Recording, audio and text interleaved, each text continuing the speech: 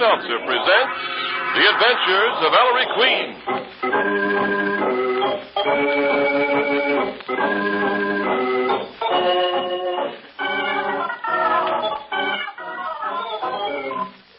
Tonight, the makers of Bromo Seltzer bring you another thrilling adventure with Ellery Queen, the celebrated gentleman detective in person. Ellery Queen invites you to match wits with him as he relates another story of a crime he alone unraveled. Before revealing the solution, he stops the play, gives you a chance to solve the mystery. Our guest armchair detectives for this evening are Miss Sonia Bigman, contributing editor of Time magazine, and Edward Pauley, who plays Steve Wilson on the famous radio program Big Town. And now, Ellery Queen, master detective, and your host for the next half hour. Thank you, Ernest Chappell, and good evening, ladies and gentlemen. Tonight's case will really test your mettle as an armchair detective, because I can assure you it had us thinking hard. It's about a man who could disappear almost at will. I call it The Adventure of the Vanishing Magician.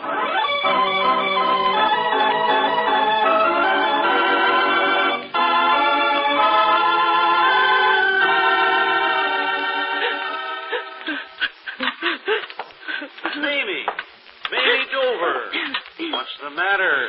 Oh, there you are, Mr. Forsythe. Oh, dear, my dinner will be ruined if that husband of mine doesn't get home soon. You'd think after 20 years of married life, a man would get to notice spare ribs get dry. You were crying, Mamie, and it wasn't about Hal or the spare ribs. Now, you go back in the parlor, Forsythe, and read your variety and billboard while I see if I can't save my dinner. You were crying about the house, weren't you, Mamie? Yes. Well, we haven't lost the old shack yet, Mamie. Now, stop crying. Think of the good old days. Oh, the good old days. What for? We'll never see him again. Oh, don't you believe it. Vaudeville's coming back. Yes, sir. Before you know it, you'll be right back in the old 5 a day again. Hal and Mamie Dover, songs and patter. Maybe vaudeville's coming back, Forsythe, but Hal and me won't come back with it. Nor you, nor Avanti. The great Avanti, magician supreme. Filbert Forsythe, quick change artist. Oh, it's old stuff, passé. They'd laugh us off. Yeah? Well, I'm as good as I ever was. I've kept in practice, Mame. I haven't let the hinges on my theatrical trunk upstairs get rusty. No, sir. Remember that quick change act I had? Riley of the New York Finest? Where I played all 7 parts?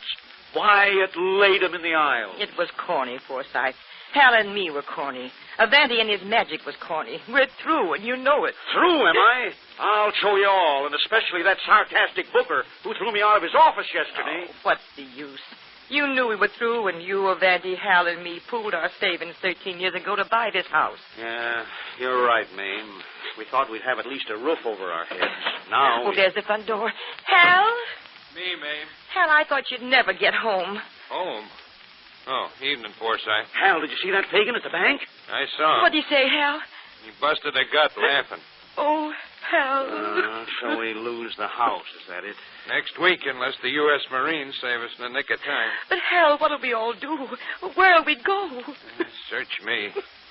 Oh, Mame, stop crying, huh? Dover, I told you we did wrong when we mortgaged that house 5 years ago. And what were we supposed to eat, Forsythe? Your 1929 billboard clippings? Hal, Dover, I'll have you know that. Well, now, next week is next week. Right now, we have a dinner to eat. Though heaven knows, Hal Dover, you've done your darndest to spoil it. Now, sit down, both of you. I ain't hungry, Mame. You're going to eat, mister, and we're not going to wait for the great Avanti. I'll have the ribs out in a jiffy if they ain't dry as dust. I guess I'm jumpy, Forsythe. Yeah, it's my fault, Hal. It's losing the house and all the money we put into it. Going back to a furnished room. Avanti? Hello, Mamie. Hal, Forsythe. Where are you, my friends? In the dining room, Avanti. I am late, you know. The long faces. No luck today, eh, Hal? Sit down and eat your soup, Avanti. Avanti? Yes. Oh, it's about time. Now hurry with your soup. Attention.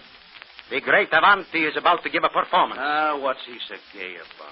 Cut the clowning, Avanti. I ain't in the mood. No? Then I shall put you in the mood. Now, ladies and gentlemen, if I may have your attention, please. Observe. There is nothing up my sleeve. Cut it out, I said. Now, Hal. Hal's on edge, Avanti. Oh, who wouldn't be losing the house? And who says we are losing the house, huh? The bank that's holding the mortgage, you punchy dope. Avanti says it is not so. What? Your faces light up, eh? My friends, I have it all fixed. Avanti, we won't lose our house. No, Mamie. And what is more, we shall have enough dough to last us a long, long time. You're crazy with the cold. That's something crooked. No, it is not something crooked, Forsyth. But, Avanti, you ain't serious. How can you save the house? Follow my instructions and have faith. What do we have to do, Avanti? Merely, when the proper time comes, to get out of the house for one evening, leaving it unoccupied. That is all. What are you going to do, burn it down? Even that wouldn't do any good. Our fire insurance lapsed. Now, you two stop. Avanti. Yes? You want us to leave the house for one evening, and that'll save it? Yes, Mamie. I suppose you'll do it by magic, Avanti.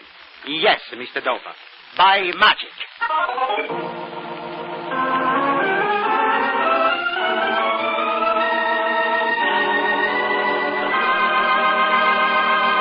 And there, ladies and gentlemen, you have the beginning of our mystery.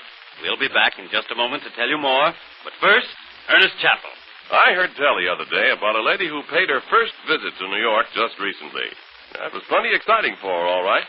Even though the bright lights aren't quite as bright as usual, there was plenty to see and do. Plenty. I'll say so. I never saw so many people or places at one time in my life. And the crowd. Yes, indeed, the crowd. Well, after a few days of helter-skelter running around, the lady woke up in her hotel room one morning feeling like this. Oh, my head. Yes, a common sick headache. Not unusual when you're on the move more than you're used to being. But was she going to let that stand in the way of seeing all there was left to see in New York? Not on your life. I had headaches in my own hometown, too. And if Bromo Seltzer could make me feel so much better back home, I guess it would work just as well in New York. So she up and went down to the drugstore, had the clerk mix her a Bromo Seltzer at the fountain, And pretty soon I felt like my old self again. So I went on to see Grant's tomb and the Statue of Liberty just as I'd planned. Ah, good for you. And good for Bromo Seltzer. You'll find it's handy to have around, friends. So get a big blue bottle of Bromo Seltzer tomorrow.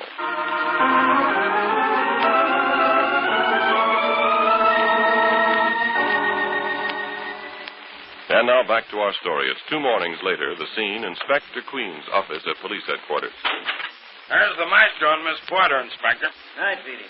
Come in, you two. Hurry call to headquarters, Dad, means a case. Is it a case, Inspector? It's a case, Nicky, but best if I know what kind. Ellery, shake hands with Mr. Avanti, Mr. Steele. My son Ellery's secretary, Miss Porter. How do you do? Hello. This really isn't a matter for the police, son. The inspector and me thought it was a lot more on your line, Maestro. Screwball stuff. Sounds interesting, Sergeant. First, I'd better explain, son, that Mr. Steele here is a very wealthy businessman with a peculiar hobby. I thought I recognized you, Mr. Steele. I have read an article about you in a magazine recently with your photograph. That's me, Miss Porter. Your hobby's collecting magic tricks, isn't it? Yes, indeedy. I'm an amateur expert in magic. Know more about magic than these fellows know themselves. Hey, Avanti? Mr. Steele, you are the boogeyman of my unfortunate profession. Mr. Steele's a shower-upper, Maestro. These guys make up magic tricks. He figures them out. I see. For years, Mr. Steele's had a standing offer of $25,000 to any professional magician who can show him a magic trick he can't solve in 24 hours. Wonderful. You're sort of magic detective, Mr. Steele? Yes, sir. The best of them have tried to collect that $25,000. No one's collected it yet. Mr. Steele's seen through every magic illusion ever invented, Ellery. Mr. Steele will not see through mine. You see, Avanti's taken up Mr. Steele's challenge. He claims he can pull a trick that'll fool even Mr. Steele. Oh, swell. What's your illusion, Mr. Avanti? I shall disappear in thin air. Oh. But that's not new, Mr. Avanti. Houdini made an elephant disappear in full view of a theater audience. I saw the old master do it myself. All disappearance illusions are done with mirrors and apparatus. You won't fool me with one of those moth-eaten tricks, Avanti. But, Mr. Steele, I do not use mirrors or apparatus. Huh? Oh, Avanti, I'll hold you to that. No apparatus, Mr. Avanti? Wow. But may I ask why you've come to the police? It's going to be a case for the Missing Persons Bureau, ain't it? I wish Mr. Steele to be completely satisfied about the conditions under which my illusion takes place. You see, Ellery, Avanti and some old-time vaudeville friends of his jointly own a 2-story brownstone in Chelsea that's in danger of foreclosure. It's one of them old babies, Maestro, in a solid block of attached houses, all alike. All alike. And Mr. Avanti wants to win Mr. Steele's money to save the house? Well, I'm sorry, Mr. Steele, but from now on, I'm on Mr. Avanti's side. The more the merrier, Miss Porter. Disappear into thin air without mirrors or apparatus? No. Mr. Avanti, just how do you intend using the house in this magic illusion of yours?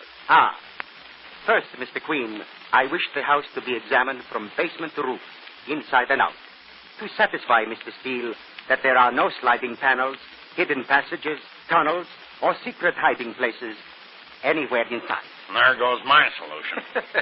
Secondly, Inspector Queen may station police as guards at each exit from the house to see that I do not escape. As many men as you please, Inspector. On the roof, in the basement, the backyard, at the doors and windows. In fact, I shall be insulted if you do not put a veritable human cordon around the house. You're sure making it impossible for yourself, Evandy. Ah, that is the essence of the illusion. Finally, I shall enter, alone, in full view of all of you. And you will not find me in the house when you look. I shall have vanished. And then, Mr. Steele, you have 24 hours to solve the problem of my disappearance, or pay me $25,000. You're crazy, Evandy, but by George, you're on. When will you be ready? Tonight. Well, you gentlemen will have to count me out. I can't touch it. No crime involved. Inspector, please make an exception. Excuse us a moment, gentlemen. Oh, yes, Very certainly, well. Mr. Queen. Dad, cooperate with Avanti. But I've no authority, son, in a thing like this. Oh, you can find the authority, Inspector. It means so much to Mr. Evandy. Well, the guy's a nutter, a publicity He's hound. neither. He's doing it for that little group of ex-5-a-dayers, Sergeant. They need that $25,000 to save their house. That's all very true. Be a sport, Dad. Play along with Avanti. It's a favor to me. Well, what'll the big chink say? And he talks 3 languages. Inspector, please. Well, blast it. All right. Thanks, Dad. Mr. Avanti, Mr. Steele. Okay, Mr. Queen. I ought to have my head examined, but... Okay, gentlemen. Oh, good. Fine. Evanti, get ready to disappear from that house of yours. Tonight at 9.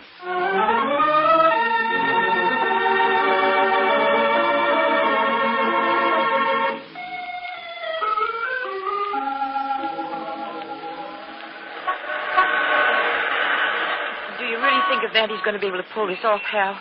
I don't know, Mame. I'm hoping. That man Steele must be as crazy as Avanti. Without apparatus, impossible. Why, when I headed the bill at the New York Palace back in 27... Yes, we know, Forsyth. You laid them in the aisles, eh? Mamie, smile. The house is as good as ours again. Oh, Avanti, please don't miss. Avanti, well, good luck. Avanti, I'm not against you. Well, it's just that, well, people get so darn bitter. I understand. And I will not fail you. Come on, you people. You're not supposed to be here, Mr. and Mrs. Dover, Mr. Forsyth. Now, according to the agreement, you folks wait in that corner cafeteria till this is over. And don't worry, Mrs. Dover. I have a hunch Mr. Avanti's really going to do it. Oh, I hope so, Miss Porter. Come on, Hal. And Mr. Forsyth, we'll get some coffee. Avanti will bring the bacon to the house. Now, are you gentlemen all satisfied? Yes, Mr. Avanti. And where is Mr. Steele? Here I am. Are you ready, Avanti? If you are Mr. Steele? Hold it a minute. Billy, Yeah, Inspector? hurry up before the reporters get wind of this. Everything set, Sergeant? Yes, sir, myself. Mr. Steele, are you satisfied that there are no secret passageways or hiding places in the house? Well, it's true. I searched it myself. It's okay, Mr. Steele. I had a department expert look the house over from top to bottom. He says there's no way out of the house except through the regular doors and windows and the roof and cellar. I'll testify to that, Mr. Steele.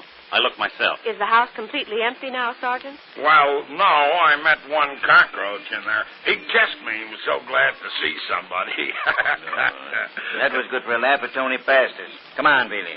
How about the police detail? Okay, Inspector. The whole place is surrounded. I've even got 8 cops on the roof watching the roof door. Don't worry, Inspector. He won't get out. Okay, Billy. Mr. Avanti, go to it. I shall, Inspector. Now, you gentlemen will please allow me exactly 2 hours inside the house. At the stroke of 11, enter. And try to find me. Billy, escort Avanti up this stoop and see that he enters the house. Up to daisy, magician. Brother, you're faded. Best of luck, Mr. Avanti. And I hope we'll not be seeing you. Hey, you'll see him, Miss Porter. Don't worry. In you go, Avanti. Arrivederci. Until later. Watch closely, Mr. Steele. We don't want you saying afterwards he didn't go in. I'm satisfied. He went in. Keep that back of yours against the front door up there, Sergeant. You'll have to ooze out of a crack to get by me, Maestro. Well, now for a 2-hour wait. Might as well sit down here beside me on this bottom step, Mr. Steele. With pleasure, my dear. If Avanti gets out of this house now, he is a magician.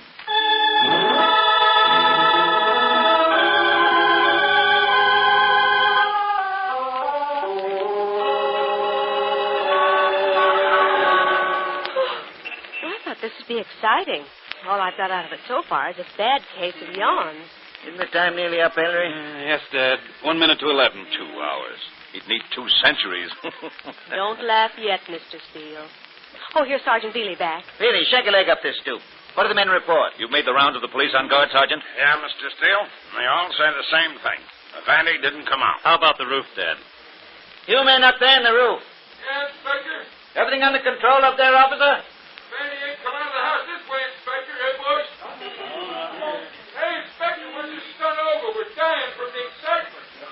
It's exactly 11 o'clock. Let's go in and see. Yes, let's get it over with. Well, open the door, Bealey. Okay. Wait, Sergeant. I see it now, by George. The tricky devil. Simple as ABC, too. What simple as ABC, Mr. Steele? Look, Queen. Vandy built up the psychology of his audience, in this case us, by making us wait out here for 2 whole hours. Of course he's still in there. But he's hiding in the hall somewhere, and he's waiting for us to come in. So that we'll impatiently rush upstairs? Exactly. Then he'll simply sneak out of the house through this front door we'll have left unguarded. Of course, that may be Avanti's plan, Mr. Steele, but somehow... Well, it is. It won't work. Bealey, stay on guard at this front door while we go in. Huh? Don't move a step from this door. Is that what I get after waiting 2 hours? Okay. Ellery, for goodness sake, open that door. Here we go. Vandy, I don't see him hidden in the foyer down here. No place for him to hide. It's awfully quiet, isn't it? Mr. Avanti? Oh, dear. Well, Inspector, where did Ellery and Mr. Steele go? Don't tell me they disappeared, too. They're searching the downstairs rooms, Nicky. Here I am, Dad. He's not down here. Oh, Mr. Steele, any luck? No, he must be upstairs. Avanti, come down out of there. Let's go upstairs, too. Right, Dad. If he's really disappeared, it's the most marvelous thing I ever heard of. Oh, Mr. Steele, what... He's not in that bedroom. Avanti. Queen, try that room. Right, Steele. Oh, that's empty. I'll try this one. Looks like a study. Not in this one either. There. Dad, did you look at the stairs leading to the roof trap door? Not hiding there, Ellery. Well, Mr. Steele, it looks as if... No. There's one door we missed. This one. Oh, yes. That's the door to Avanti's own room. And this is where he is. Game's up, Avanti. We've caught you. Confounded Avanti, open this door and stop making a ridiculous fool of yourself. You might try the door, Mr. Steele. It may not be locked, you know. No, it isn't. He isn't here. This is the last room. But it's not possible. Wait. That clothes closet. He's hiding in this clothes closet. It's empty. By thunder, he did it. But he can't have. Mr. Steele, you might be interested in this note I just found on Avanti's bed. A note? Let me see it, too, Ellery. What did the little whiz write, son? Gentlemen, you may search this house until doomsday, but you will not find me for the simple reason that I am not here. Mr. Steele, you have 24 hours to figure out how I vanished into thin air, or failing, pay me $25,000. Signed, the Great Avanti.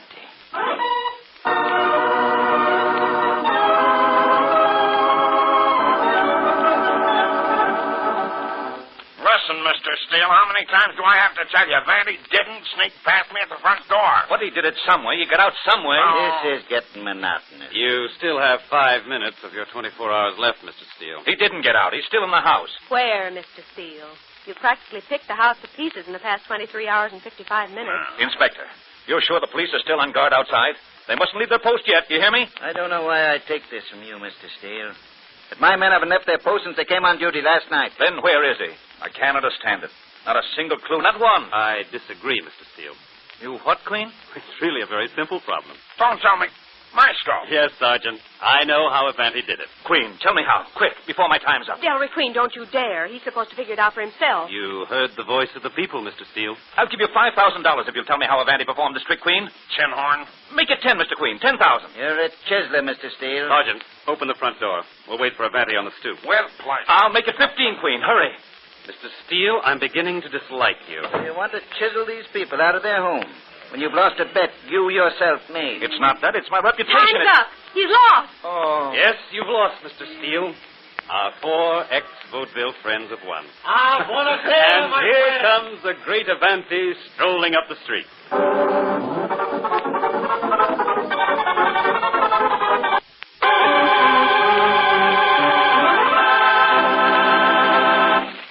And there, ladies and gentlemen, you have the mystery. While you try to puzzle out just how Avanti disappeared, suppose we see how our guests are making out.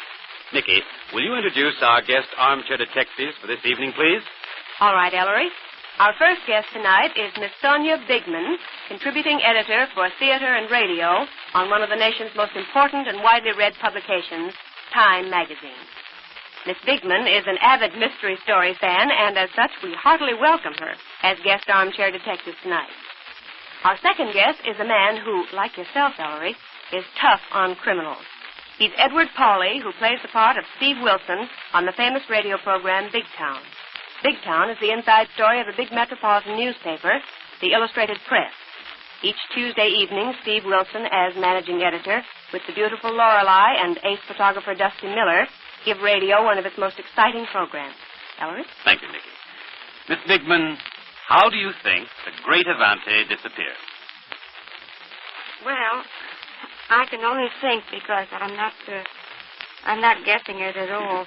The only spot that I can tie up to this thing is when Mr. and Mrs. Forsythe, or Hal, and mainly Dover were talking about the great Avanti. They said he had once played all 7 parts in something called Riley of the New York Finest. Mm-hmm. I think he probably got himself dressed up as a policeman and walked in and out all over the place. Mm-hmm. Without being seen? Well, he just joined the cops or something like that. The only other thing is that the only other clue might be that all the houses look alike. Thank you, Miss Bigman. And now, Mr. Pauley, how do you think the great Avanti disappeared? Well, Ellery, a managing editor isn't a detective. Not much good without his staff. Now, if I could have Lorelei and Dusty Miller and Fletch to help me out, I sound like an expert. Well, I'll just have to take the flyer and say that I'll string along with Miss Bigman on their solution. As a matter of fact, I actually have some mental notes here, and that directionally follow pretty closely what she said. In other words, my mind goes back to the fact that there was a quick change artist involved, and I think that, like a lot of the actual function of these disappearing tricks is that it happens before we actually think it. Or expecting it to happen. Well, thank you, Mr. Pauley and Miss Bigman. We're going to tell you the correct solution to tonight's mystery in a moment. But first, Ernest Chappell has a most important word to say to you. Friends, before you crumple a piece of paper to toss it into the fire, wait half a second and think about this. Waste paper is mighty valuable. America's paper mills need every scrap in order to produce enough new paper and paper board to make the containers and cartons that are so essential. Now, you'll be doing your country a real service if, instead of burning waste paper or otherwise disposing of it, you sell it to junk dealers, donate it to charitable organizations, or hold it for your local salvage committee. Consult your newspaper for dates of collection. We've got to get our mills back to full production so they can make the cartons for food, the containers for shells, the bomb tins, camouflage paper, dozens of other vital products needed to win the war.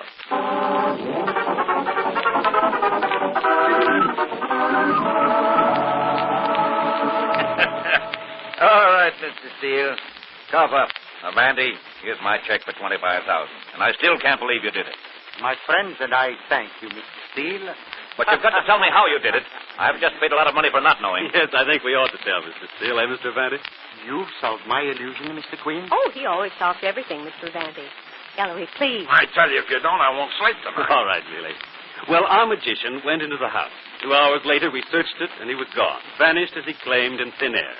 Yet the reports from the policemen on guard at every exit from the house were that Mr. Avanti had not left. But he did leave, Ellery. That's a fact. Yes, sir. Consequently, when your policeman said he hadn't left, they only thought he hadn't. He had. You mean Mr. Avanti got out of the house under the eyes of grown policemen without their knowing it? It's the only possible explanation, Nicky. But how? Well, what was the situation? A house surrounded by police, men in uniform, a couple of dozen of them. Take the roof. 8 uniformed police on guard. Let's consider those 8 policemen. Each officer, wherever he turned, saw another officer, another blue coat. The police uniform is a great leveler of personality. And besides, Mr. Avanti cleverly set the time of the illusion at night when visibility is poor. And because the roof held the largest congregation of police, I say Mr. Avanti got away by the roof, disguised in a police uniform. Oh, sure. What a fool, what a fool. Confirmation, yes. Mr. Vanty asked for 2 hours when obviously a few minutes would have sufficed. Why did he ask for 2 hours? Because he's a student of human nature, like all magicians. He knew that in 2 hours the watching police would be bored, that their vigilance would relax, that they'd start trudging around the roof to keep warm, smoking, chattering, milling about, so that Avante, watching from inside the roof trap door, merely had to wait for a single instant when none of the 8 pairs of eyes was on the roof door, and in that instant slipped noiselessly out onto the roof in a policeman's uniform. And there he was, on the roof at night, just another officer of the law. He might have done the same thing, not disguised. But he knew he'd never be able to get off the roof once he slipped out of the trap door without being spotted. Dressed as a policeman, however, all he had to do from that moment on was saunter quietly about among the 8 real policemen, minding his own business, until he saw a chance to slip on to an adjoining roof. Remember, this is an attached house, and make his escape from some house farther down the street. He may just make the trick possible by insisting on a big police car. But where did Mr. Avante get the policeman's uniform, Ellery? There was even a clue to that. We've all been told that Mr. Forsythe, the quick change artist, lives in the house and his old theatrical trunk is in his room. And what was the sketch Forsythe used to do in the glamour days of vaudeville? He used to play all 7 parts in a skit called Riley of the New York Finest. So in Forsythe's trunk, there must have been a New York policeman's uniform. Mr. Avante, I should like to shake the hand of an artist. No, Mr. Queen. The honor is mine. Believe me, Mr. Queen, I am so happy it wasn't you I challenged to solve my illusion of the vanishing magician.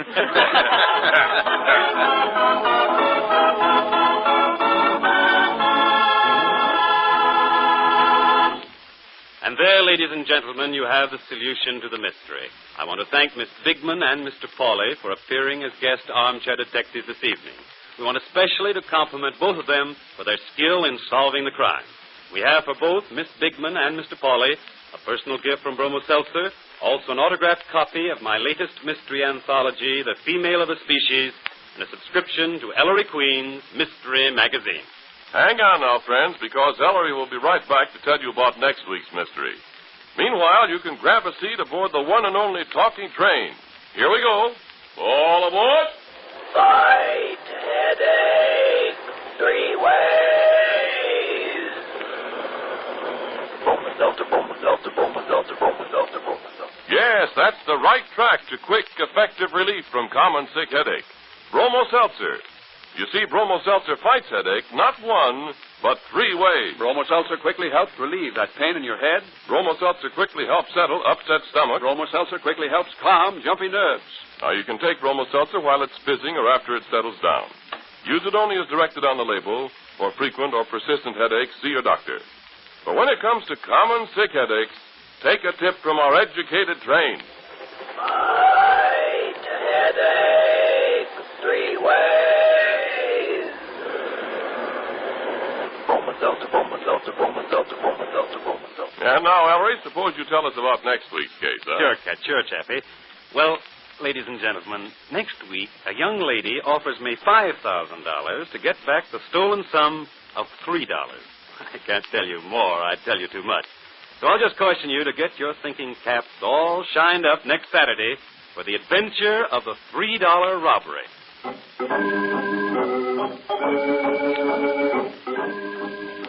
And don't forget the other great Bromo Seltzer show, friends, Vox Pop, the show that travels America. Next Monday, Vox Pop starts its 12th year on the air. That's it, its 12th year in radio when it takes you to Halifax, Nova Scotia for interviews with Canadian Navy U-boat fighters. Don't miss Vox Pop next Monday. Consult your local paper for the time and station.